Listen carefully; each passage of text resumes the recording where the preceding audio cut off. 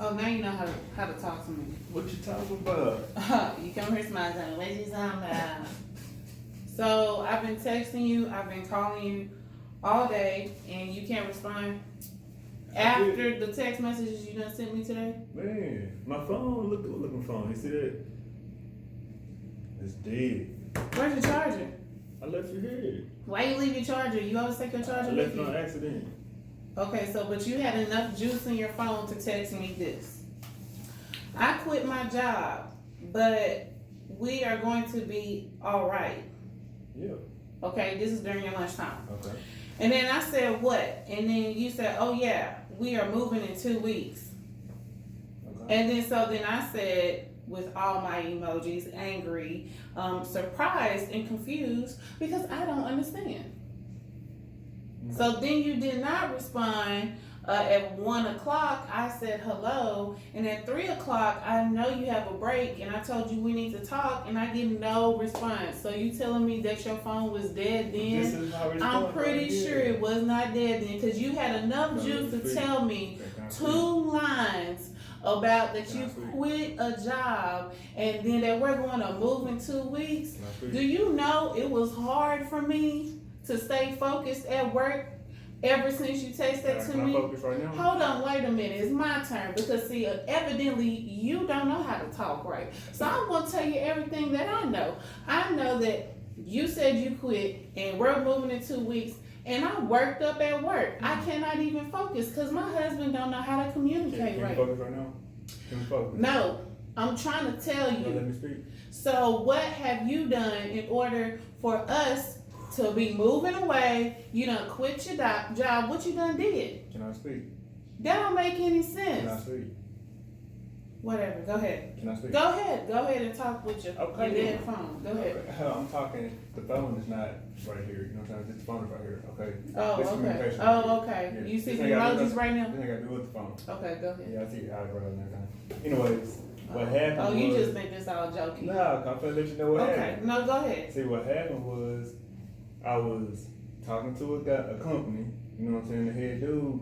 So in the midst of texting you and everything like that, and then talking to him, my phone went dead. But anyways, on top of that, I'm just saying, yes, we got a position, you know what I'm saying? Yeah, I said we, you know what I'm saying? So you ain't gotta work if you don't want to.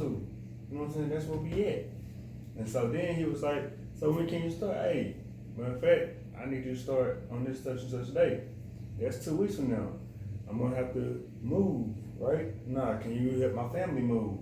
Yeah, so you, your family, get everything together, we'll pay for you to move. Boom. I'm excited.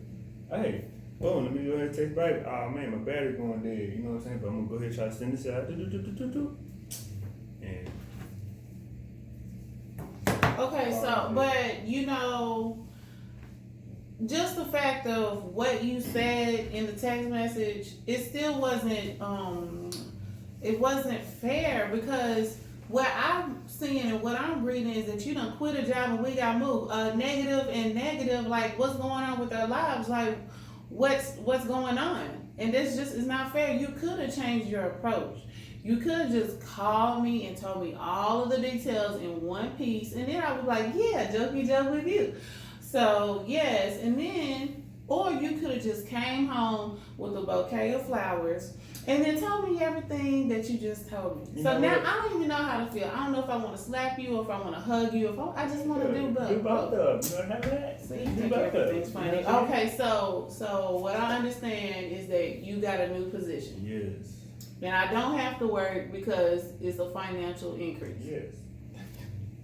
Okay, I get it. Mm-hmm. But for future references, can you please change your approach? Yes, I apologize. I didn't want you to feel like that, but in the process of everything, yes, I could have just saved all this and just came home and communicated with you face to face, or I could have had my charger if I would have had my charger. My charger, you know what I mean? I would have had my charger. Then I could have called you and let you know everything that was taking place. So yeah, that's my fault, but I'm excited. And you're excited now, right? I mean, I have mixed emotions right now because you have me worked up all day. It's like, okay. seriously. It's a good word. So you got some making up to do. Okay. But yes, I'm happy. Okay. That's all I'm doing. That's all I'm doing. Okay, so today we're talking about do not text the big, the bad, or the ugly. If it's big news and it entails a lot of details and it's not an emergency situation, don't text it. You know, if it's bad news and you know that maybe that bad news is connected to good news or it's just all bad news, you may want to rethink your delivery approach besides texting. We understand that sometimes we're only limited to texting, but texting can cause confusion, help create assumptions, and create conflicts in relationships. This is not just about a marital relationship, it's also about the dating status. In any other relationship, texting can cause confusion and friction. And if it's ugly, don't text it. Yeah, get your emotions together and think about it before you start typing it and sending it out. So if it's anything that's not an emergency and you're not limited, then change your approach. As he explained earlier, he could have just came home, told me everything in one chunk, Everything. instead of just texting me 2 small parts of the whole story that got me all worked up. You know, Jesus, he shows a prime example of being fully present as he delivers messages. We see that he gathers around a multitude of people in different settings, in the synagogues, on top of the mountain, on the grass, And in the boat.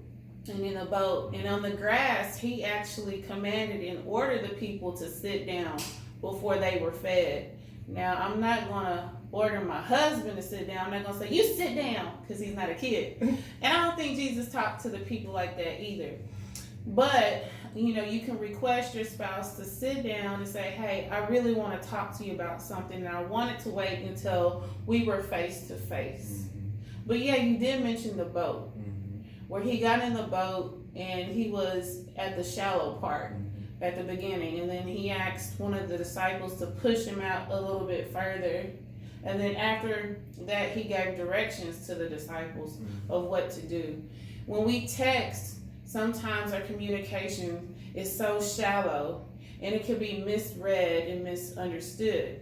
But if we make our full presence known to each other, then our communication can be better received. We can hear each other, and we can also see each other, see our facial expressions, and see our behaviors right in front. Instead of me trying to figure out, oh my gosh, he quit his job. How does he feel? How do I feel? What are we gonna do? What are we gonna do?